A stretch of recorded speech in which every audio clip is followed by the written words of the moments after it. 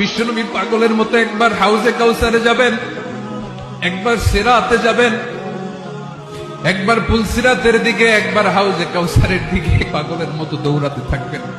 তার কোন গুনাহগার উম্মত যাতে জাহান্নামে ঢুকে না যায়, সেদিন কেউ সুপারিশ করতে পারবে না বিশ্বনবী ছাড়া।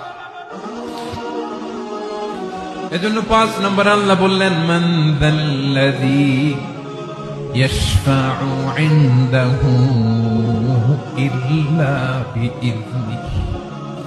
কার সাহস আছে, কার এত বড় বুকের পাটা কিয়ামতের কঠিন দিন আল্লাহর সামনে দাঁড়িয়ে সুপারিশ করবে? কারো ক্ষমতা, কারো ক্ষমতা নাই। বিশ্বনবী সেদিন সিজদায় পড়ে উম্মতের জন্য কাঁদবেন, সবাই কাঁদবে, নফসি নফসি, আল্লাহ আমারে বাঁচাও, আল্লাহ আমারে বাঁচাও। বিশ্বনবী বলবেন, উম্মতি উম্মতি। বিশ্বনবী আমার জন্য কাঁদবেন, আপনার জন্য কাঁদবেন, আমাদের জন্য সেদিন কেঁদে কেঁদে জাহান্নামের দরজায় দাঁড়িয়ে আমাদেরকে টেনে টেনে জান্নাতে ঢুকাবেন। এজন্য এই বিশ্বনবীর ভালোবাসা যেন আমাদের হৃদয়ে ভরপুর থাকে। আমার ভাইয়েরা, প্রতি শুক্রবার বিশ্বনবীর উপরে বেশি বেশি যেন আমরা দুরূদ পড়ি। আমরা যখন বিশ্বনবীর সালাম দেই, দুরূদ পড়ি,